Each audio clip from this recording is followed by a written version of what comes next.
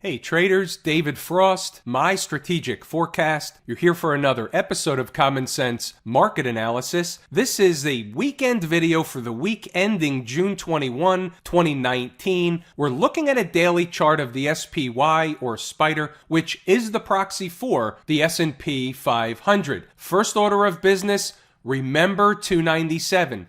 297 was on the screen for a long time. For those of you that have been here for a while, do remember 297. And the reason I bring it up is because I heard from a lot of you that said, hey, remember 297? We almost hit it yesterday. I got a flood of emails last night reminding me about 297, so I want to thank everybody for reminding me about 297. And for those that have never seen it before, it was on the screen, it was on the charts while we were in this upswing going on up here before we hit the May 1 high, and then we came down. So we were talking about the possibility that the market, or the spider in this case, could reach 297. Is that actually still on the table? And the answer is, it actually still is on the table. Now, I rounded the number way back then to 297. The actual number is, believe it or not, slightly higher than that. We can note it, we can put it on the table. At this point, we're just reminiscing about 297 because there was no way on this God's green earth that we were able to predict 297 from making this low down here on the 3rd of June. And by the way, we didn't even hit 297. We came close. Yesterday's high was 296.31. So the question now becomes, is the market done? Was this a reversal? We had some selling at the end of the day. I got another flood of emails about the selling at the end of the day. So what is going on? How do we decipher everything? We have to take a look around the horn. There's a lot of stuff going on. I'm going to go through a whole laundry list of things.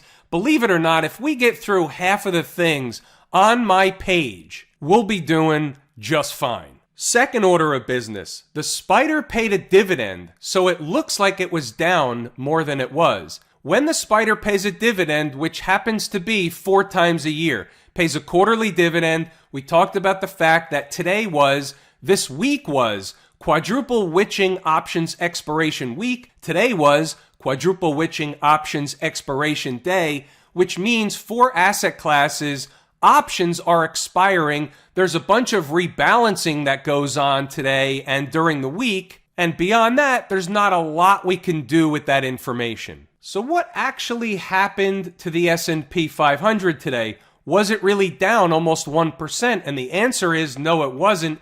The S&P Cash Index finished the day down 3.72 points, about 0.1%. So at the end of the day, the market was relatively flat. We did make another new high today. We made a new high yesterday. We didn't talk about the cash index yesterday. We talked about the futures and we talked about the SPY. But here, the high yesterday was 29.5806.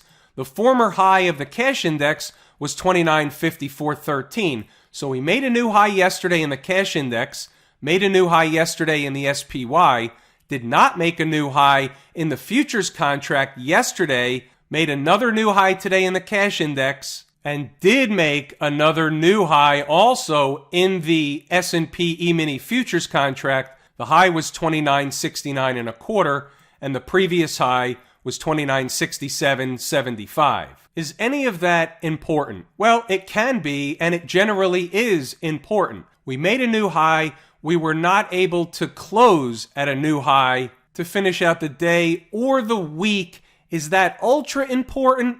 Not really. It is a bullish market. We have to say that, but we're in the zone for a turn. The market is way, way extended, long in the tooth, overbought, euphoric. Use any term you want. They can certainly try and push higher to the next big fat round number of 3,000. It's not that far away, all things considered. There's only 50 points between the closing price today, which we'll get back to in a minute because I think it's important. But there's only 50 points between the closing price versus the big fat round number of 3,000. Do they have to get there? No. Could they try and get there? Yes. Do they have to try and get there? Absolutely not. What am I saying? I'm saying we don't know what's going to happen when the market opens Monday morning. Who knows what's going to happen over the weekend? We never know what you're going to wake up to the next day. But here's what I am saying. If they try and push up to 3,000, let's say, maybe they get there, maybe they don't, maybe they come up short. Let's go back for a second to 297, and then we're going to come back to 2950. We're going to be a little bit all over the place, but it's all going to make sense in the end. Let's talk 297. So here the futures are at 2950. Let's go back to the spider chart. Let's take stock of where we are. And if in fact we went to 297, what would that put the futures number at? Well, it's pretty easy to figure out. The closing price was 294, but then there's some after hours trading.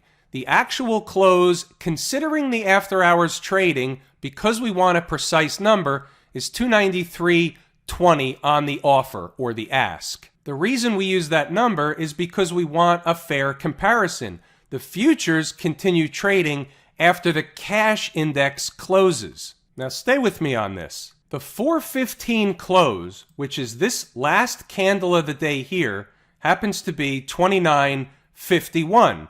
Remember the 29.50, it's going to come up a couple of more times. Back to the daily chart of the futures, and we'll get back to figuring out where the actual futures extended new high would be, the corresponding level to 297. We'll get back to that in a moment, but take notice of the actual daily close, 29.50. Now this represents 5 p.m., 1700 hours. The other one was 4:15. But now look at the top of the screen was 29.48.25 by 29.48.75 on the offer. Take note of that. I'm not suggesting it's meaningful coming into Monday. It may be, it may not be. What I am suggesting is this price level is important. 29.50, other than a semi-fat round number of 29.50, it's important. The market is telling us it's important. Let me show you what I mean. Hold on, I almost got out of the lane for a second. I wanted to give you the number, the corresponding number of 297.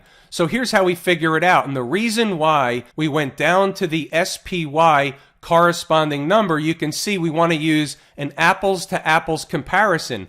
So if we go back to the spider chart and we use 293.20, I believe it was 293.20, it's close enough. And all we do is take the difference between that number and 297 is $3.80. It's 297 minus 293.20 equals $3.80. Since the spider is a 1/10 multiple, or the futures is the multiple of the spider chart, we just multiply the $3.80 times 10. We come up with 38 points, and we come up with something in the neighborhood of 29.88. If we're going to do the 297 at any point in time, maybe they came close enough, and that's all she wrote yesterday. That's totally possible. But if they're going to continue up Monday or Tuesday, for example, keep your eye on the ball around 297. 29.88 corresponding level in the S&P E-mini futures contract. Now, let's talk about 29.50. Within an hour of the close, the market was up at 29.60. What happened? I'm not sure what kind of item the news assigned to the reason, or I guess it's really assigned to the excuse. However, I think there's more to meets the eye at 29.50.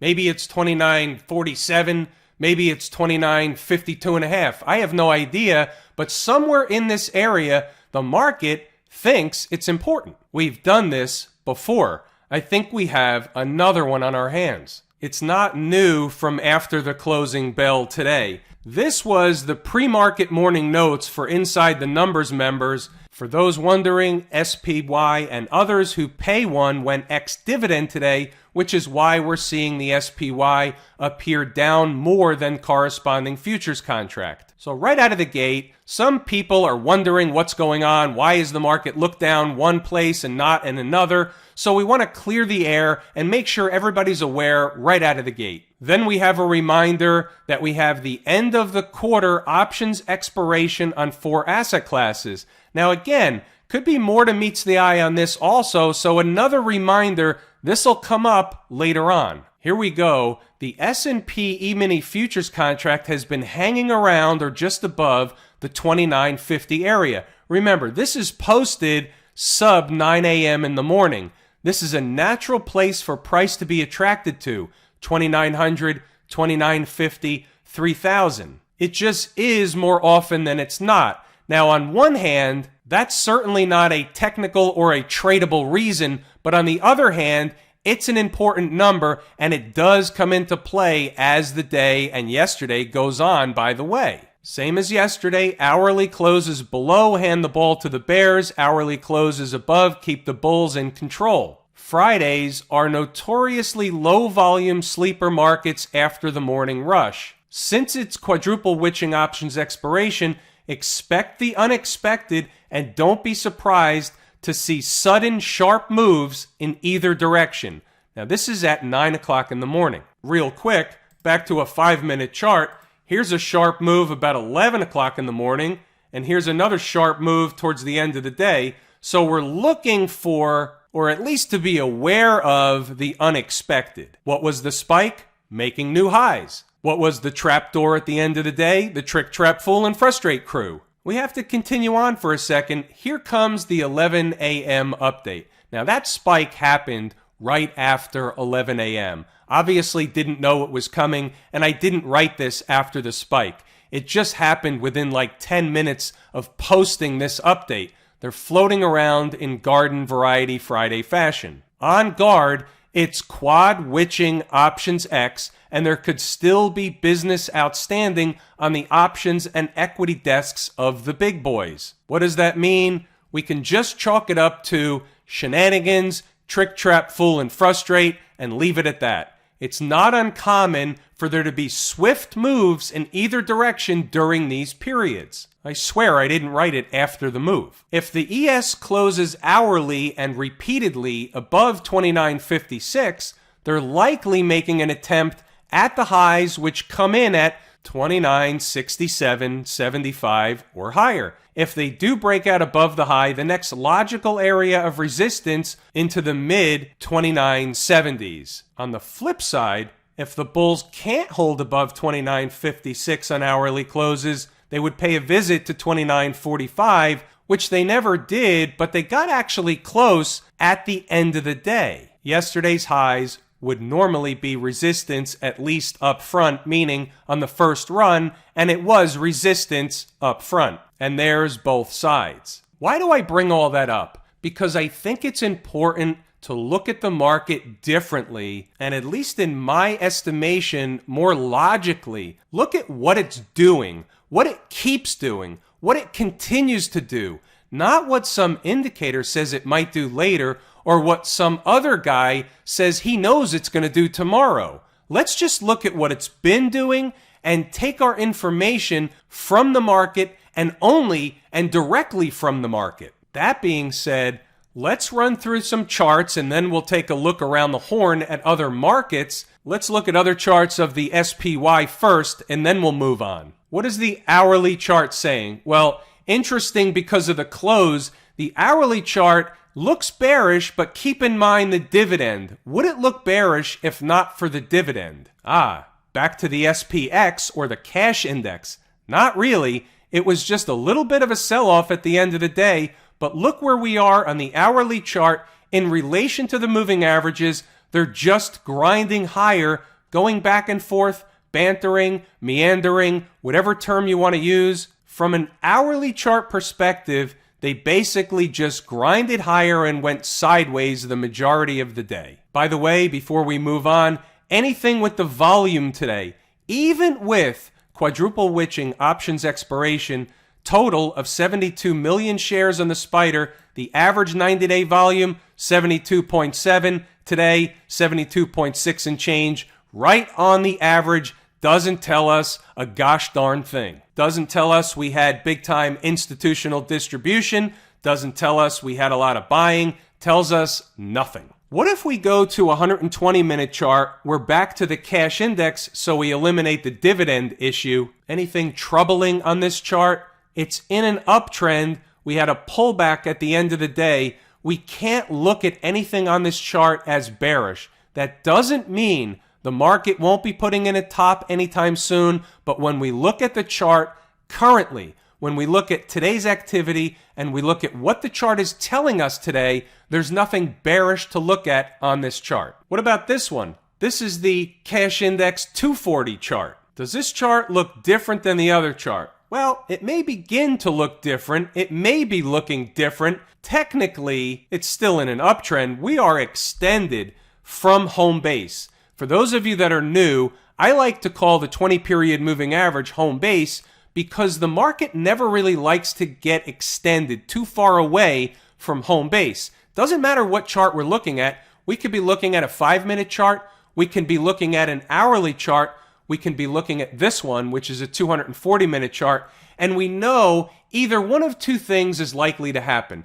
Either the market will come back toward home base, or the market will go sideways. It'll eat some time off the clock. And in this particular case, because home base is upsloping, it's trending higher, it'll give home base a chance to catch up to price. So it could happen in a couple or three different ways, but the market really doesn't love to get too far away from home base. It's a little bit far here. We also have one of those signs or signal of a trend change. These are discussed in the course at Lazy E-mini Trader. There is one on this chart. Let's move over to Camp IWM. What's going on here? Do we have the same issue with the dividend? No, we don't. The IWM doesn't pay a dividend. Nobody in there pays a dividend. The Russell 2000 index was down 1%. The IWM was down 1%. It is a leading indicator in my book. It's my favorite leading indicator of the market, and it was down 1%,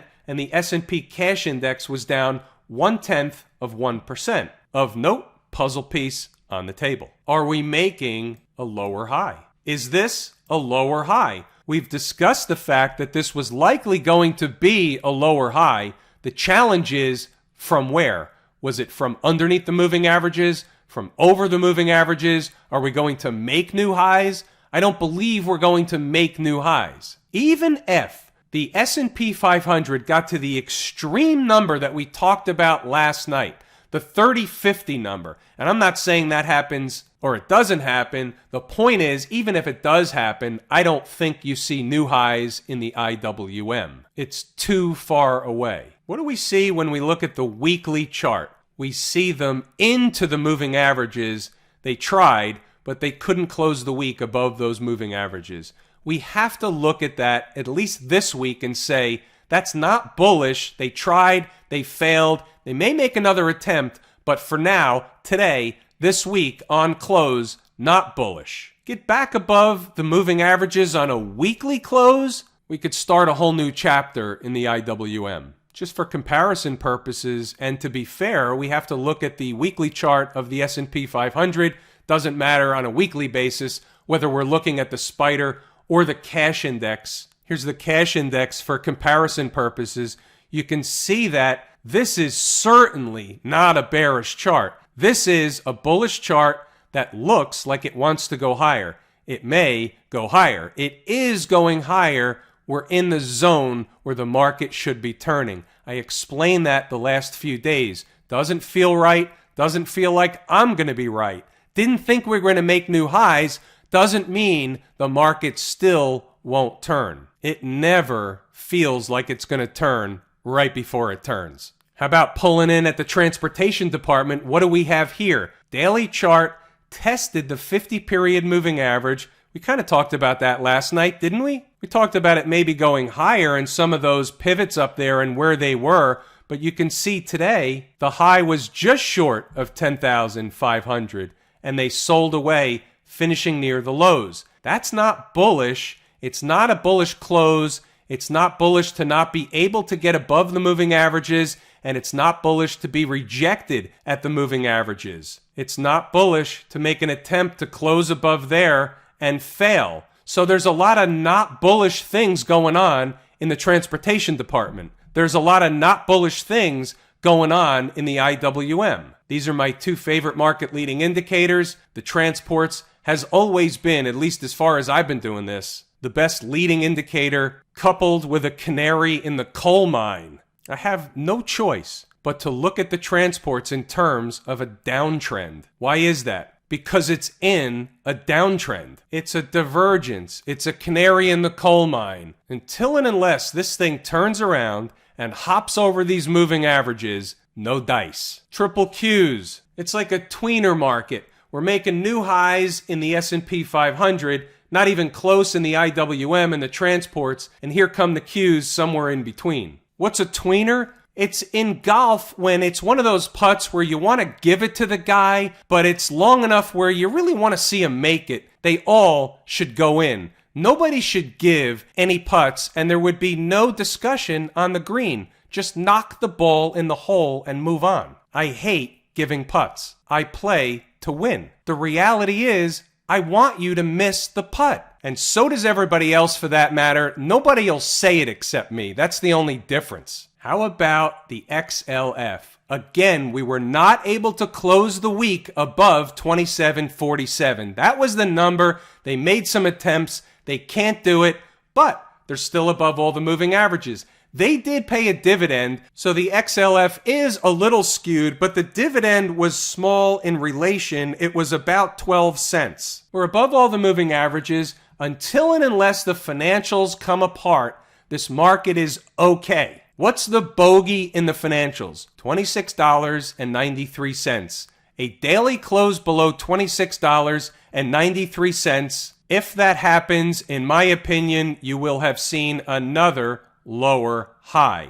Right now, above all the moving averages, technically nothing wrong on this chart. Technically, it's essentially in a bull flag pattern. Watch this, building energy to do this. It hasn't been able to do that yet, so you have to look at both sides. There's nothing wrong, but they can't get over 27.47. They tried multiple times. They can't do it. These are the ways I have no choice but to look at a chart. When I see a chart, this is what I'm looking at. I'm giving you what I see. And not only what I see, but how I see it. How about the Philadelphia Semiconductor Index Proxy, SMH? There was no dividend in the SMH. The SOX index finished down about 0.7%. It's close enough. Same routine. For now, can't seem to get through the 50-period moving average. On this one, what I see is a decision point coming. You can see how the 50-period moving average and the 100-period moving average are beginning to narrow. They're coming closer together. Price has been trapped in between, not necessarily every day, seems to be about 6 out of the last 10 days in between those moving averages.